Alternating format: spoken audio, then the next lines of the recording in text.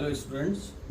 Now today I am taking my last session for the chapter Crop Production and Management. This is session number 3 for class 8 science.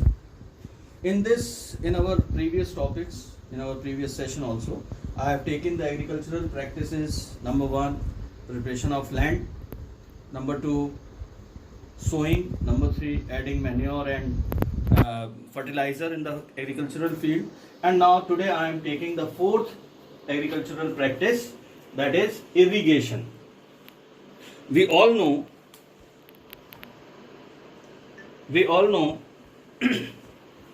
water is, all living beings need water to live. Water is important for proper growth and development of flowers, fruits and seeds of plants. Water is absorbed by the plant roots, all you know, along with water, minerals and fertilizers are also absorbed by the roots of the plants. So we can say roughly that plants contain nearly 90% of water in it. Also we know that water is essential because germination of seeds does not take place under dry conditions. Nutrients dissolved in water get transported to each part of the plant. And the last very important thing is water also protects the crop from both frost and hot air currents. बच्चों समझ में आया water की कितनी importance है? Water proper growth और development of flowers, fruits and seeds of plants के लिए इंपॉर्टेंट है. वाटर किस लिए और जरूरी है इरिगेशन में प्लांट्स के लिए? क्योंकि क्रॉप में जो रूट्स निकलेंगी वो रूट्स वाटर के साथ जो हमने सॉइल में मिनरल्स और फर्टिलाइजर्स डाले हैं उनको वाटर के साथ वो एब्जॉर्ब करेगी रूट और प्लांट के डिफरेंट पार्ट्स में पहुंचाएगी, जिससे उनकी ग्रोथ अच्छी होगी. और सबसे इंपॉर्टेंट बात कि water is very important of the germination of seeds को ग्रो करने में बहुत इंपॉर्टेंट होता है. नंबर लास्ट कि वाटर जो है वो क्रॉप को प्रोटेक्ट करता है हॉट एयर्स जो गर्मियों में चलती हैं, हॉट करंट्स, उनसे. मॉइस्चर सॉइल का मेंटेन रखता है हेल्दी क्रॉप के लिए. तो हमें ये जो वाटर है जो हम क्रॉप को दे रहे हैं, that is a term known as irrigation. Now what is irrigation? The supply of water to crops at different intervals of time is called irrigation. Crop को डिफरेंट टाइम इंटरवल्स में पानी देना इरिगेशन कहलाता है. ये जो इरिगेशन है, the time and frequency of irrigation varies from crop to crop. किसी क्रॉप में ज्यादा पानी की जरूरत होती है, किसी क्रॉप में कम पानी की जरूरत होती है. Soil to soil, 7th class में आपने सॉइल का बहुत अच्छा चैप्टर पढ़ा है. आपको पता है 3 टाइप की सॉइल होती है मेनली. उसमें जिस सॉइल को, कोई सॉइल ऐसी होती है इसको पानी कम चाहिए होता है, सैंडी सॉइल को पानी ज्यादा चाहिए होता है. And season two season, for example season के लिए मैंने लिया है यहां 2 एग्जाम्पल्स आपके लिए. In summers frequency of watering is higher and in winters frequency of watering is less. जाड़ों में हमें कम पानी देने की जरूरत पड़ती है क्रॉप्स को. Now during irrigation, what are the major sources of irrigation a farmer has?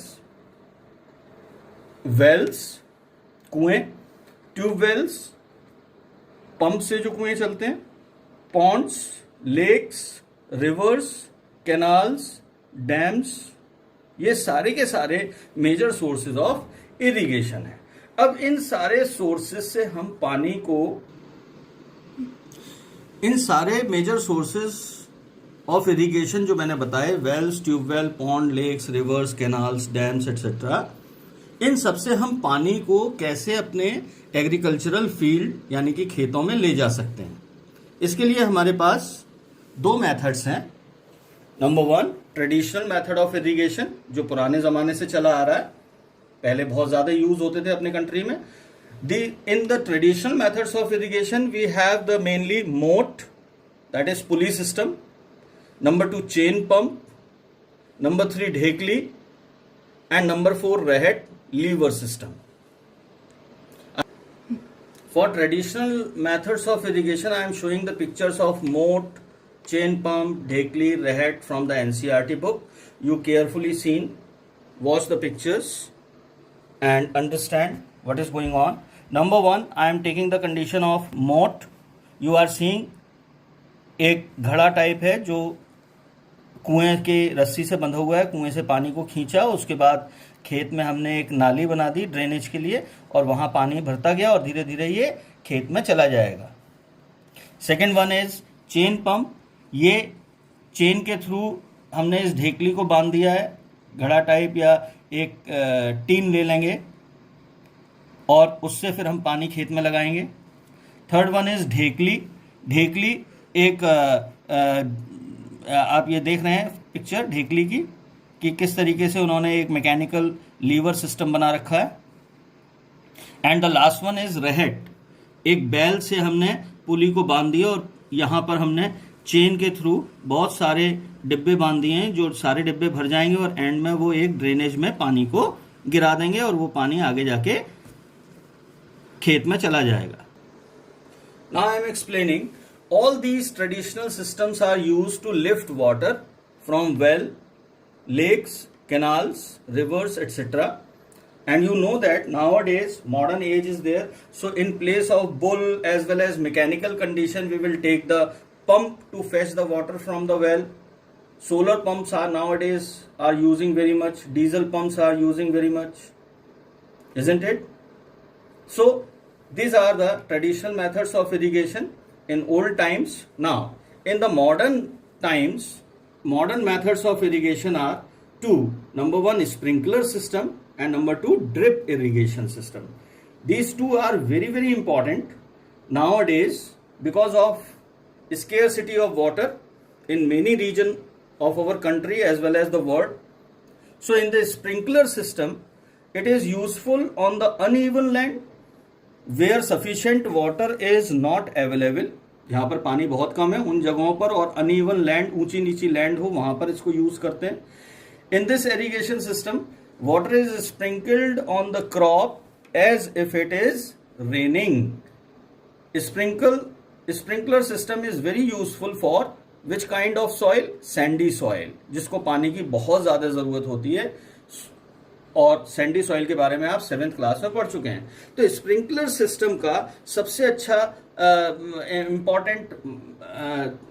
Important condition क्या है कि वो जो क्रॉप को पानी देता है तो ऐसा लगता है जैसे बारिश हो रही है और बारिश का पानी क्रॉप को मिल रहा है, जो कि सबसे अच्छा माना जाता है.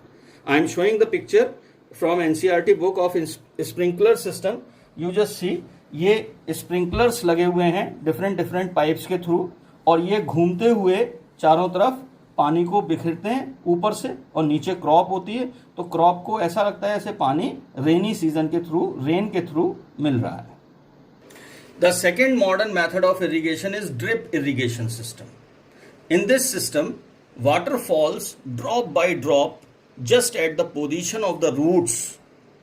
So it is the best technique for watering fruit plants, gardens as well as trees. Now, what is the use of drip irrigation system? In the drip irrigation system, we have so many kinds of pipes. I am showing the picture of NCERT. You just see in the NCERT book, drip system. In this drip system, on the well, you are seeing a pump which fetch the water from the well, and this water goes to the plants in the agricultural field through pipes, and this pipe has so many branches here in the field, and in every branch of pipe it has small holes inside it.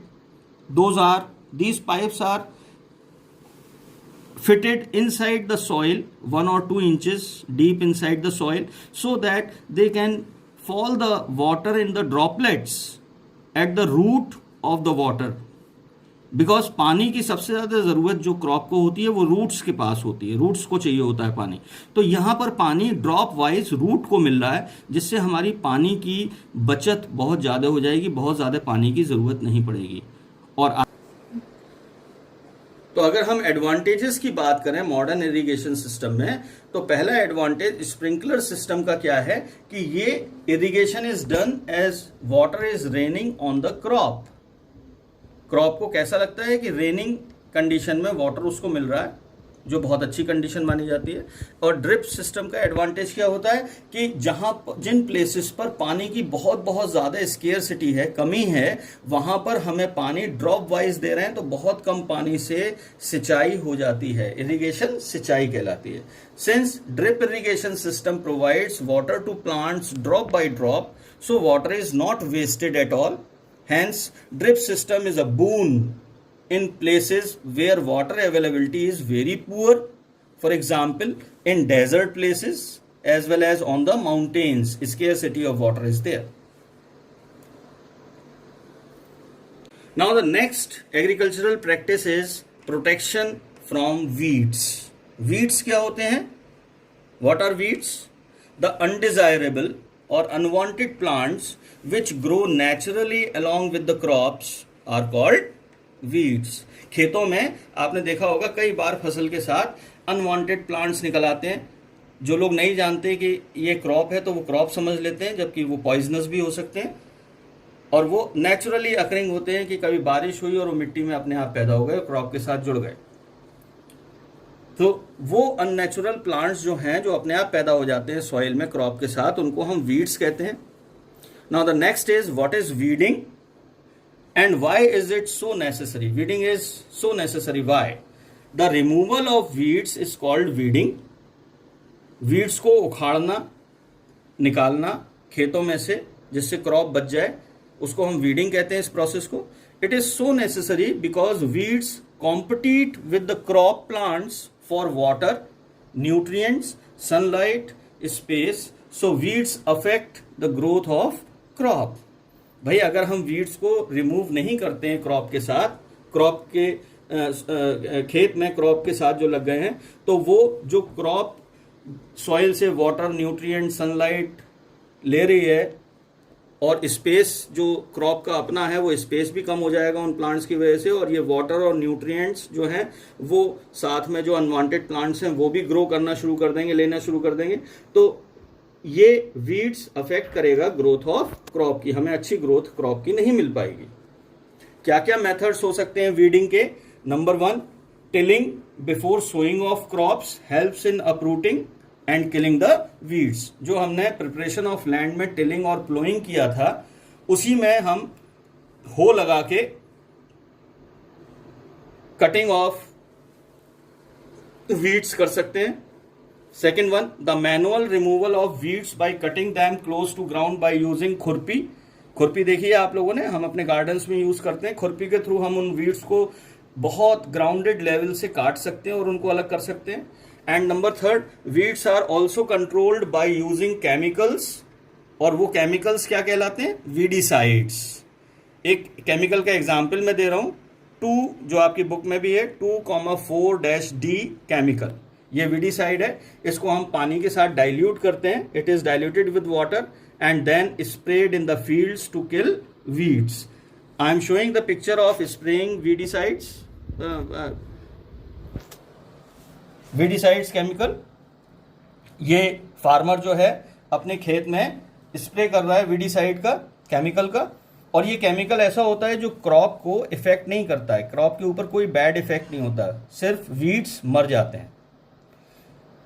Isn't it? तो हम 3 चीजों का use कर सकते हैं, खुरपी का, preparation of land के समय प्लोइंग करते समय हो का, और वीडीसाइड्स का, to remove weeds from the plants. Now the next agricultural practice is harvesting. अब हमारी अगर क्रॉप पूरी तरह मैच्योर तैयार हो चुकी है, पक चुकी है क्रॉप, तो अब हम उसे काटेंगे। तो क्रॉप को काटने का काम जो होता है वो किसके अंडर में आता है? Heading harvesting. The cutting of crops after it is mature is called harvesting. During harvesting crops are pulled out और cut close to the ground. Crop को हम ग्राउंडेड लेवल पे काटते हैं जिससे हमें पूरी तरीके से अनाज क्रॉप से मिल सके। क्या क्या मेथड्स ऑफ हार्वेस्टिंग हो सकते हैं? Number 1, bye manually. मैनुअली हम एक डिवाइस यूज करते हैं दैट इज कॉल्ड सिकल, अभी मैं आपको बुक में दिखाऊंगा। और बाय मशीन हम एक मशीन यूज करते हैं हार्वेस्टर।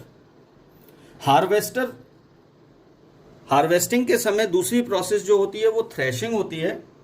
थ्रेशिंग क्या है? After harvested the crops the grain seeds need to be separated from the shaft.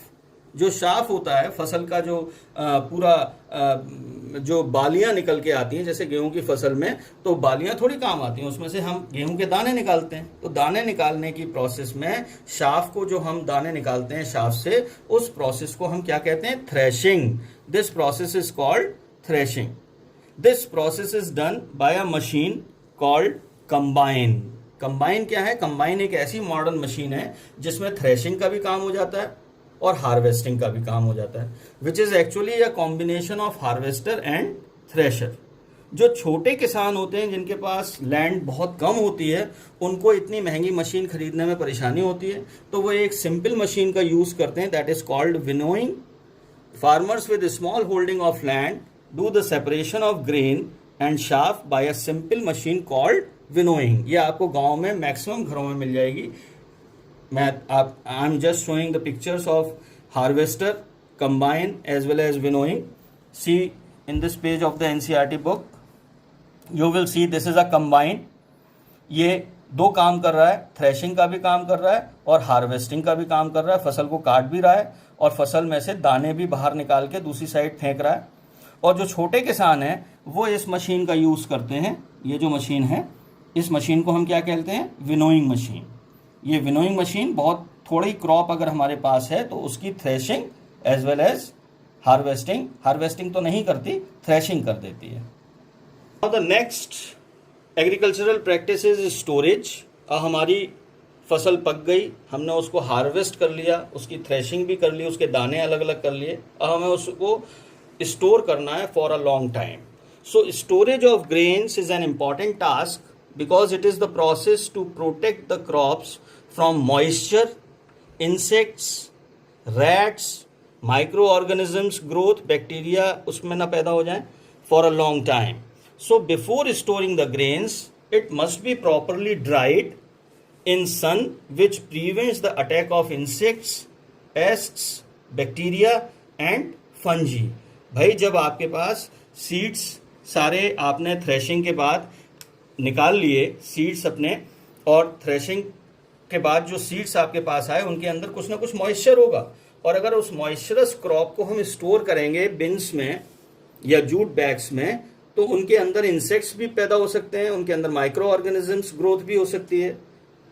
तो इन सब से बचाने के लिए अपने सीड्स को हम क्या काम करते हैं? पहले उनको कई दिन तक सनलाइट में खूब अच्छी तरीके से सुखाते हैं, जिससे कि उनका मैक्सिमम मॉइस्चर खत्म हो जाए और वो ड्राई फसल हमें मिले।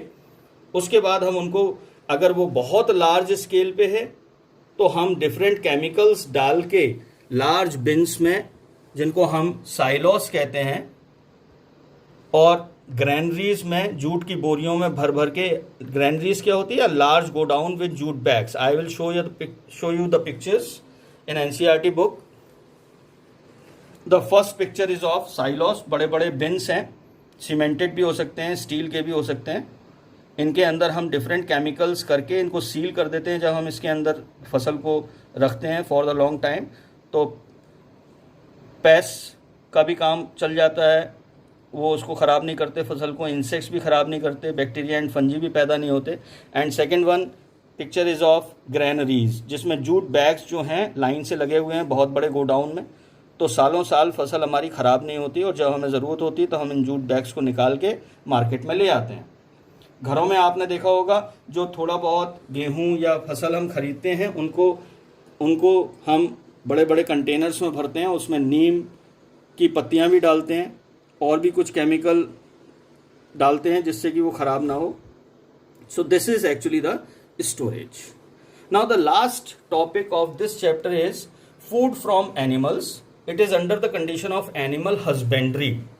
Animal husbandry is very much new word for you, so you must understand about the term animal husbandry.